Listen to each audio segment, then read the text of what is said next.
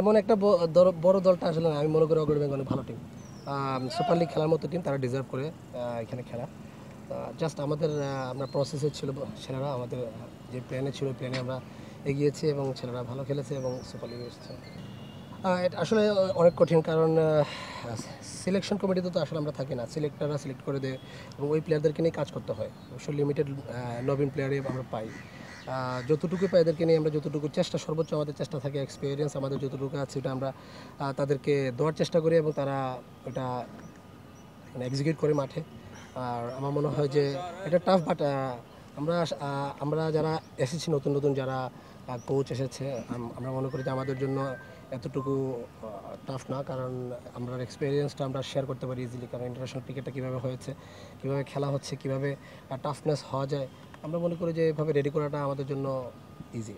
সামনে টেস্ট খেলা আছে, আমি মনে করি না যে ভালো খারাপ প্রতিক্রিয়া হবে, ভালো প্রতিক্রিয়া হবে, কারণ প্লেয়াররা এখানে ভালো ফর্মে আছে এবং এই উইকেটে আমাদের উইকেটে তাদের সাথে টেস্ট খেলা।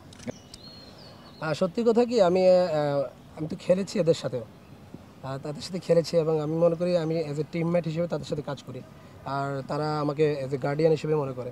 আমার মনে হয় যে আমার কাজটা ইজি।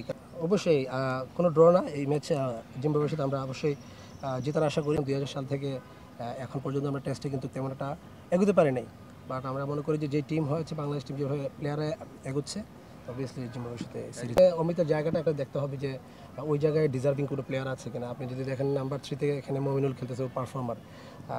আমার মনে হয় যে অবশ্যই সিলেক্টররা ভালো চিন্তা ভাবনা করছে। আমি আশা করি যে সিলেক্টররা ওকে নিয়ে সেকেন্ড টেস্ট ম্যাচ নিয়ে চিন্তা করছে।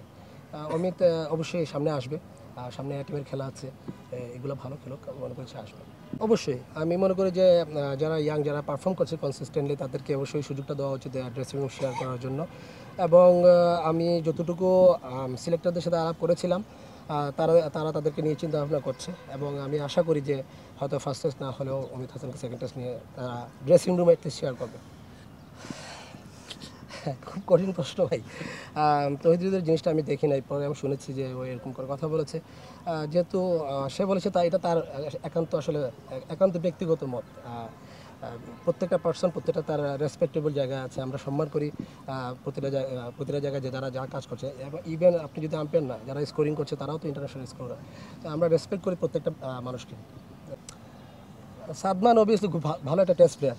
আপনি দেখেন কনসিস্টেন্টলি সে ওয়ানডেতে এখানে ঢাকা প্রিমিয়ার লিগে খুব ভালো ক্রিকেট খেলেছে। আমি মনে করি না সে শুধু টেস্ট প্লেয়ার, সে ওয়ানডের জন্য ভালো প্লেয়ার। তো সাদমানের জন্য শুভকামনা থাকবে জিম্বাবুয়ের সাথে, যেন সে তার কনসিস্টেন্ট ধারাবাহিকতা ধরে রাখতে পারে।